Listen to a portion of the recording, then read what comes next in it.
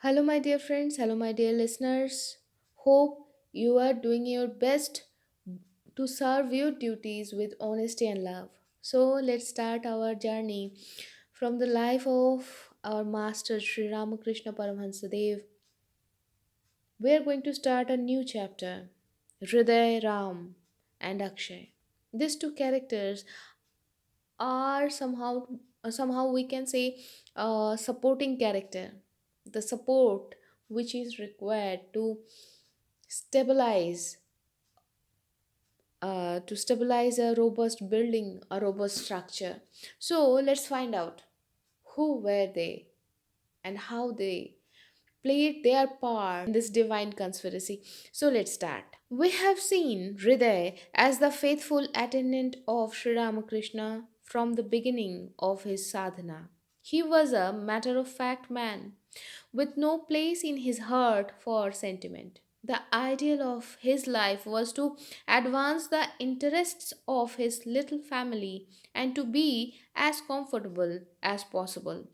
Constant association with Sri Ramakrishna at times generated in his mind ideas of a different nature, yet they were very feeble and short lived. Whenever there was any chance to satisfy his desire for enjoyment, Hriday would run after it.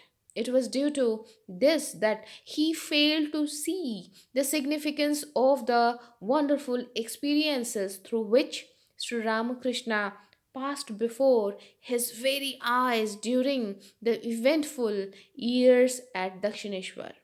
But through his genuine love for his uncle and his desire to make him happy and comfortable, he developed courage, intelligence, and practical wisdom. So far as the religious life was concerned, he thought there would be time enough for that later on, when his family would have been established in life and increasing years would dull his desire for pleasure.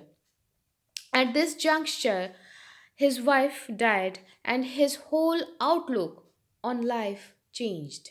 The pleasures of the world lost their savor, and he yearned for God.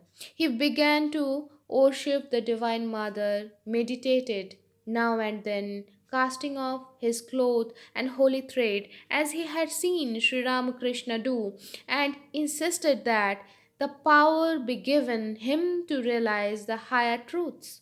He thought that as Sri Ramakrishna was so well pleased with his services, he had only to ask to have the glorious results of spiritual practice conferred upon him. The Master told him that he would gain everything by simply serving him, and that everything would be in a muddle if both of them forgot all about the body in their absorption in thoughts of God, since there would be nobody to look after their creature comfort. But Hriday was not to be persuaded. So the master was constrained to say, "All right, let mother's will be done. My wish is of no avail. It was she who revolutionized my mind and made me pass through all those stages of realization. If she wills, you too shall have." A few days after, Hriday began to have visions and even fell now and then into semi consciousness during meditation or at worship. Questioned by Mathur about it, the master said, "Hriday is not visioning these states. He earnestly prayed to Mother to have some visions, and this is the result. She will soon cure him." "No, father," replied Mathur with a smile. "I am sure it is all your work. Now please bring him down to the normal state so that we may both serve you. These spiritual states are not for us." One evening, shortly after this, Sri Ramakrishna was going towards the Panchavati. Hriday, thinking he might need his help, followed him. Suddenly, he saw a strange sight. His uncle's ordinary human body disappeared to be replaced by a luminous one, the effulgence of which radiated in all directions. The shining feet did not touch the earth at all. Hriday rubbed his eyes again and again to make sure that it was not an hallucination. He looked about him. The Ganges, the trees, the buildings, and the temples were as usual. The change was in his uncle. Amazed, he looked at himself, suspecting that there might be a change in him as well. He was startled to find that he too possessed a luminous body, as if being the eternal attendant of the divine being before him. He had been a part of his essence and assumed a separate form in order to serve him. The revelation overwhelmed him with joy, and forgetting himself, the world, and its opinions, he shouted frantically again and again, "O Ramkrishna, O Ramkrishna, we are not men. Why are we here?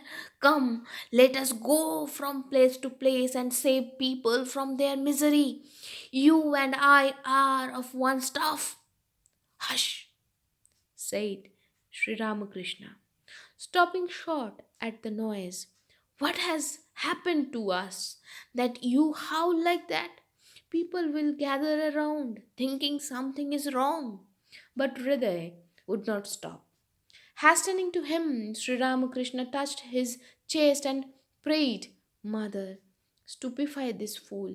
Immediately, all joy left Hriday, and he found himself hurled back to his normal state, shorn of his glory like a fallen angel. He was very much mortified and wept as he said to Sri Ramakrishna, "Oh, what have you done, uncle? Why do you condemn me to this state? I shall no more have that ineffable joy."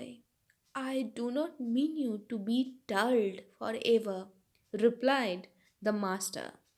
"By way of consolation, I only wished that you might be quiet now. I had to do it, as you raised such a storm over a trifling vision. I see countless visions at all hours of the day, but do I make a fuss over them? You are not yet fit to see them. Keep quiet now. You will see many more when the time comes." So, my dear friends, today we are stopping here, and yes, we have to wait. Still, the time comes.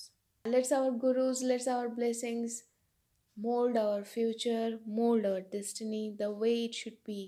And let's wait till the time comes. Let's pray till then. So, till then, be happy, be jolly, and keep praying. Shubhamastu.